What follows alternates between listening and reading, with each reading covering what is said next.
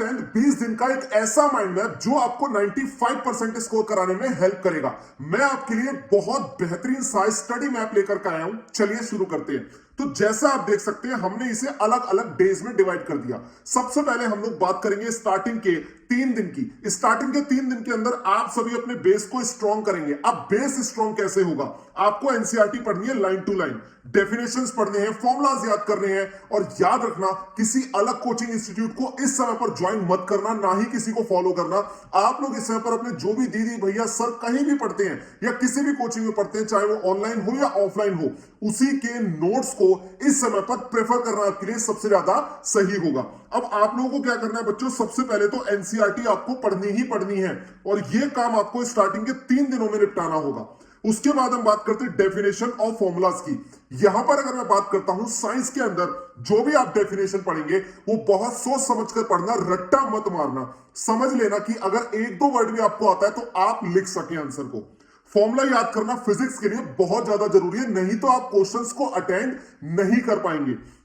अब बात करते हैं इंपॉर्टेंट डायग्राम की, जिन्हें ऑब्जर्व करना जरूरी है। डायग्राम्स के अंदर आप लोग ये मत देखना कि आप सही बना रहे हो, गलत बना रहे हो, अच्छा बन रहा है, बुरा बन रहा है। डायग्राम होना चाहिए और उसकी लेबलिंग सही होनी चाहिए, ये मैटर करता है। और याद रखना, एक्स्ट्रा बुक इस समय पर प्रेफर करना बहुत बड़ा नो है, क्योंकि अगर आपने कोई भी नई बुक को इस समय पर टच किया और आप अगर उसे नहीं कर पाए तो आपका जो कॉन्फिडेंस लेवल होगा ना, बिल्कुल डाउन हो जाएगा। और इस समय पर हमें बहुत लिमिटेड स्टडी करनी है, स्मार्ट स्टडी करनी है और अपने मार्क्स को इंक्रीज करना है। अगर हम बात करें सिर्फ एनसीईआरटी और आपके जो अब तक क्लास नोट्स जो भी आपने क्लास में बनाए, जहां भी आप पढ़ते थे, उसी को फॉलो करना है, वही आपके लिए ग्रंथ साबित होगा। और याद रखना, स्ट्रॉन्ग बेस अगर आपने बना लिया ना, तो आधी जीत आपको मिल चुकी है। अब बात करते हैं आगे की।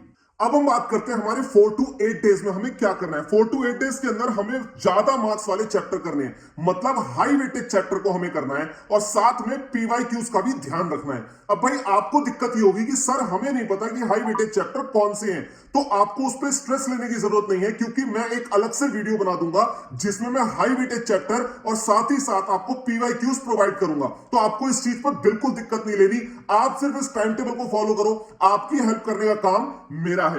याद रखना, हाई वेटेज चैप्टर को आप अगर पहले कर लेंगे ना, तो आपका कॉन्फिडेंस ऑटोमेटिकली बहुत ज्यादा ऊपर हो जाएगा। न्यूमेरिकल और एग्जांपल्स की प्रैक्टिस करते रहना डे बाय डे। और याद रखना, पीवाईक्यू को सॉल्व करना बहुत जरूरी है, क्योंकि ये आपको एक्सपोजर देगा, आपको बताएगा कि एक क्वेश्चन को कितनी तरह से पूछा जा सकता है। ये सिर्फ आपको पता चलेगा पीवाईक्यू करने से।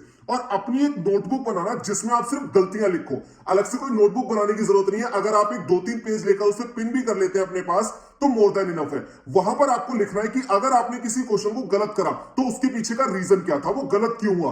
क्या आपको क्वेश्चन नहीं आता था, क्वेश्चन आता था, फॉर्मूला अप्लाई करना नहीं जान पाए, या फिर आपको कॉन्सेप्ट समझ में नहीं आया, या फिर पेपर की इंग्लिश पढ़ने में दिक्कत हो गई। ये बहुत छोटी छोटी सी चीजें हैं जिन्हें बच्चा इग्नोर करता है और अपने मार्क्स को बहुत ज्यादा डाउन कर लेता है। इस चीज पर फोकस करना है। गलतियों की नोटबुक बनानी है, मैं बार बार रिपीट कर रहा हूं।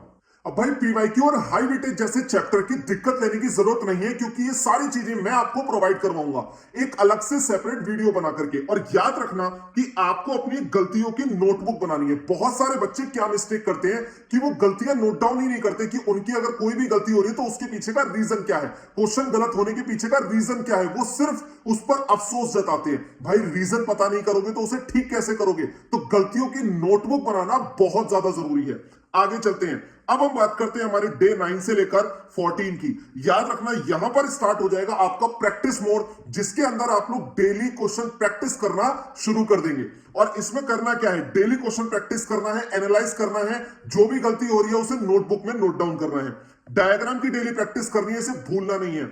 और हां, अपने आप को टाइम बाउंड करना शुरू कर देना, क्योंकि वहां पर आप लोगों को अगर 5 मार्कर क्वेश्चन जल्दी अटेंड करना है तो उसकी आदत पहले से डालनी होगी। स्पीड और एक्यूरेसी को मेंटेन करते हुए आगे चलना है। हमें बहुत कम समय में बहुत ज्यादा अचीव करना है, पूरे फोकस के साथ और पूरा अपने आप को मोटिवेट रखकर आपको आगे बढ़ना है। अब हम बात करते हैं आगे, बात करते हैं 15 से 18 डेज तक की, जो कि हमारा रिवीजन गेम है और ये होगा गेम चेंजिंग। आपके लिए बिल्कुल ही गेम चेंजिंग होगा। कैसे? सबसे पहले तो जो भी आप लोगों ने नोट्स बनाए हैं वो लॉन्ग नोट्स होंगे, मैं मानता हूं इस चीज के लिए। 20-25 पेज के अंदर, 10-15 पेज के अंदर आपके नोट्स होंगे। अगर आपने किसी दीदी भैया से पीडीएफ भी ली है तो उसके भी पेजेस बहुत ज्यादा होंगे। अब उन लॉन्ग नोट्स को शॉर्ट नोट में कैसे कन्वर्ट करना है वो बताता हूं। जो भी आप लोगों को उसमें इंपॉर्टेंट लगता है उसमें आप लोग क्या करेंगे, अंडरलाइन कर लेंगे। अंडरलाइन करने के बाद आपको जब भी रिवाइज करना है, आपको पूरी थ्योरी पढ़ने की जरूरत नहीं है। आपने जो भी टर्म अंडरलाइन किया है सिर्फ उन्हें पढ़कर उन पे मेन फोकस बनाकर आगे बढ़ेंगे तो ये आपके शॉर्ट नोट तैयार हो जाएंगे, जो कि आपको रैपिड रिवीजन में बहुत ज्यादा हेल्प देंगे। अब हम बात करते हैं हमारी एरर नोटबुक, और उसे भूलना नहीं है, मैं पहले भी बोल चुका हूं। 2 से 3 सैंपल पेपर करने हैं। सैंपल पेपर अगर आपके पास है कोई दिक्कत वाली बात नहीं है, अगर नहीं है तो नीचे कमेंट कर दो, मैं आपके लिए सैंपल पेपर भी प्रोवाइड कर दूंगा। और याद रखना, नया टॉपिक कोई भी आप लोग को स्टार्ट नहीं करना है, नए टॉपिक को दूर रखना है। हमेशा जो भी चैप्टर आपको आता है, जो भी टॉपिक आपने कहीं ना कहीं सुना है, सिर्फ उसी को लेकर आगे बढ़ना, नई चीज स्टार्ट मत कर देना।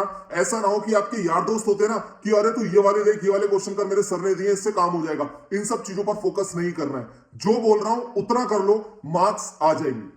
अब बात करते हैं हम लोग 19 से 20 डेज यानी कि 2 दिन, जो कि हमारे लिए एक एग्जाम मोड को ऑन करेंगे। अब इसमें करना क्या है, आपको अपनी स्ट्रेटेजी को फाइनल करना है कि पहले आप लॉन्ग क्वेश्चंस को अटेंड करेंगे या फिर शॉर्ट क्वेश्चंस को, और अगर आप लोग क्वेश्चन को करेंगे तो उसका समय क्या रहने वाला है, सारी चीज आप लोग इन 2 दिनों के अंदर फाइनलाइज करेंगे।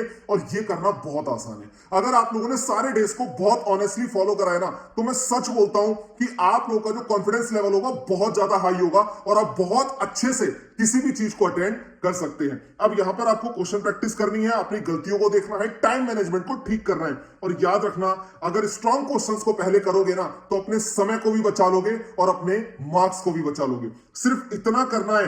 याद रखना, एक दिन में कुछ नहीं होता, लेकिन एक दिन जरूर होता है। आपके लिए गए हर दिन छोटे छोटे से स्टेप आपको एक दिन किस ऊंचाइयों तक पहुंचा देंगे आप सोच भी नहीं सकते। और आपकी इस पूरी जर्नी के अंदर मैं आपके साथ हूं। आपको जिस भी चीज की जरूरत होगी मैं आपको प्रोवाइड कराऊंगा। और याद रखना, you can't see me but you can feel my guidance.